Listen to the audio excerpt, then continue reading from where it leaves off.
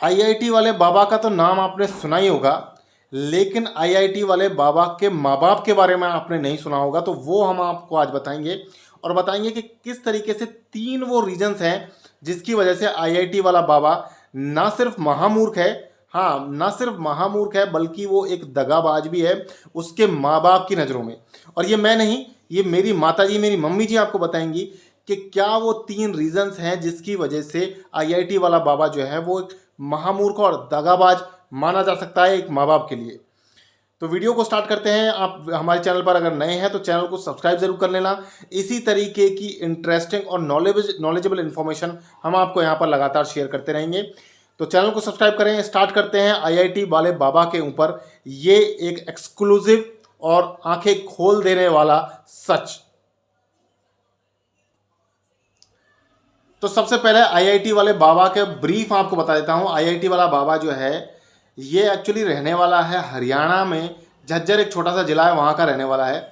और इसने आईआईटी मुंबई से एरोस्पेस इंजीनियरिंग में, यानी कि जो हवाई जहाज विमान बनाने वाली इंजीनियरिंग होती है, वहाँ से उस स्ट्रीम से, उस ब्रांच से इसने इंजीनियरिंग करी है, बीटेक की है। अब यहाँ पर इसने जो 3 धोखे किए हैं, वो पहला धोखा इसका है माँ बाप को धोखा, और दूसरा और तीसरा धोखा हम अभी बात करेंगे। पहले जो माँ बाप को इसने धोखा दिया है उसके बारे में मेरी माता जी आपको कुछ बताना चाहती हैं। तो मम्मी जी आप ये बताइए कि अगर आपका बेटा बाबा बन जाए, साधु बन जाए, तो आपको कैसा लगेगा और उसके माँ बाप के आज की डेट में क्या विचार होंगे? भाई कोई का भी बेटा अगर बाबा बन जाएगा तो माता पिता को तो दुख होएगा कि उन्होंने इतना पढ़ा लिखा के उनको सारा पैसा लगाया और बेटा ही बाबा जी निकल गया तो माता पिता तो पकड़ मुंड रोवे के सिवा उनके पास कोई धंधा नहीं बचेगा। ऐसे केस गाइज हमने देखे हैं अपने गांव में आसपास, जहां पर लोग साधु बन जाते हैं। इसका कोई सेंस समझ में नहीं आता। हालांकि कुछ बुक्स मैंने भी पढ़ी हैं इसके ऊपर, जो अध्यात्म बोलते हैं हम जिसको, तो इसमें ज़्यादातर ये बताया जाता है लोग घूमते हैं कि जीवन का क्या उद्देश्य है वो ढूंढने के पीछे घूमते हैं।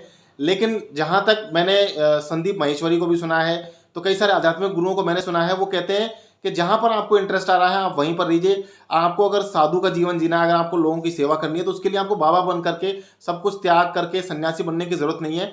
आप अगर एक गृहस्थ जीवन में रहते हैं तो उसके साथ साथ भी आप लोगों की, समाज की सेवा कर सकते हैं।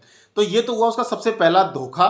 वो था उसके माँ बाप को धोखा कि जिन्होंने उसके पीछे 1-1.5 करोड़ रुपया लगाया, उसको पढ़ाया लिखाया आईआईटी मुंबई में, वो रहा वहाँ पर, उसकी कॉलेज की फीस भरी। आईआईटी की फीस बहुत महंगी होती है। तो ये तो पहला धोखा था, उसका माँ बाप को धोखा। दूसरा धोखा उसका यहां पर मैं कहना चाहूंगा वो है देश को धोखा। क्योंकि अगर वो एरोस्पेस इंजीनियरिंग से बीटेक कर लेता, इंजीनियरिंग बन जाता, और वो जॉब करने के लिए अगर सोचता, तो वो एरोस्पेस इंजीनियरिंग एक ऐसी ब्रांच है जहां पर बहुत ही रेयर और बहुत ही अच्छी पोस्ट के नौकरी मिलती है। वो नासा में जा सकता था, इसरो में एक अच्छी पोस्ट ले सकता था, और बड़े बड़े आविष्कार कर सकता था।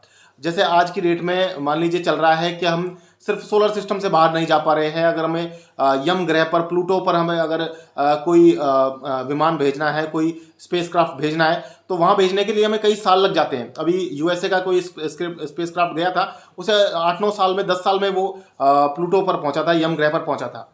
लेकिन अब आज की डेट में अगर ये इस तरीके के टैलेंट अगर ये इसरो में जाएं, नासा में जाएं, तो ये आविष्कार करेंगे, टाइम देंगे, स्पेंड करेंगे। अगर उस चीज़ पर इतना फोकस करता, इतनी मेहनत करता, तो शायद ये कोई ऐसा आविष्कार कर पाता कि हम दूसरे सोलर सिस्टम में, दूसरी गैलेक्सीज में जाने के लिए हम इस समय को कम कर पाते। 8-9 साल से शायद हम 2-3 साल के अंदर दूसरे गैलेक्सीज में जा पाते। तो बहुत बड़ी डिस्कवरी हो सकती थी। ऐसे लोगों की हमें ज़रूरत है।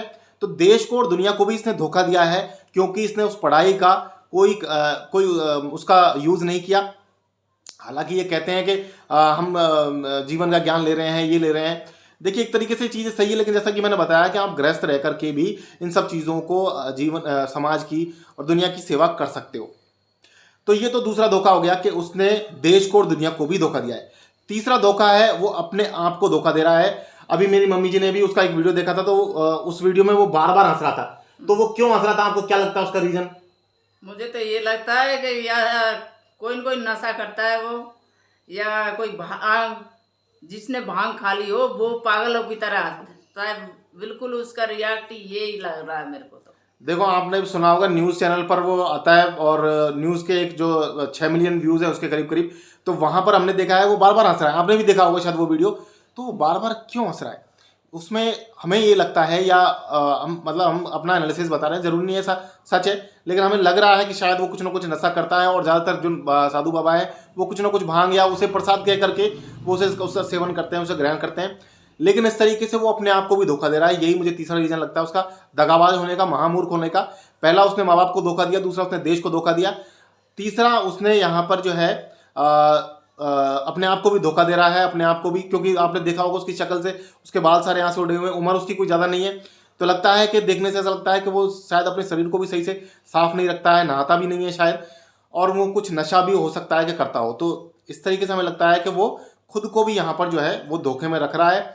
और मेरी यहाँ पर बाकी सब लोगों से भी, जो अगर इस तरीके का कोई विचार बना रहे हैं, उनसे भी मेरा यही सलाह रहेगी, यही आग्रह रहेगा कि माँ बाप ने आपको पढ़ाया लिखाया है, तो माँ बाप के जो उन्होंने आपके ऊपर मेहनत करी है उसका आप अपने माँ बाप को फल दीजिए, उनकी सेवा करिए, बुढ़ापे में देश की भी सेवा करिए, और अपने आप को एक अच्छी दिशा में डालिए। इस तरीके से आप पथ भ्रमित मत होइए, और अगर आपने पढ़ाई लिखाई करी है तो उसका सही से यूटिलाइज भी कीजिए, उसका उपयोग कीजिए।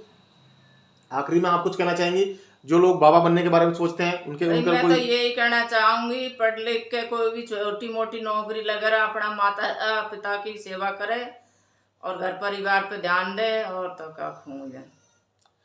ठीक है, तो guys Lali dialogue by channel को आप सब्सक्राइब जरूर कर लेना। अगर वीडियो आपको पसंद आया तो शेयर जरूर कर देना उन लोगों के साथ में, दोस्तों के साथ में, जो बाबा बने हुए हैं या बनने के बारे में सोच रहे हैं, ताकि उनको यहाँ पर कुछ हेल्प हो सके। मिलते हैं इस फिर किसी नए वीडियो में, तब तक के लिए हमें दीजिए इजाजत। जय हिंद, जय भारत।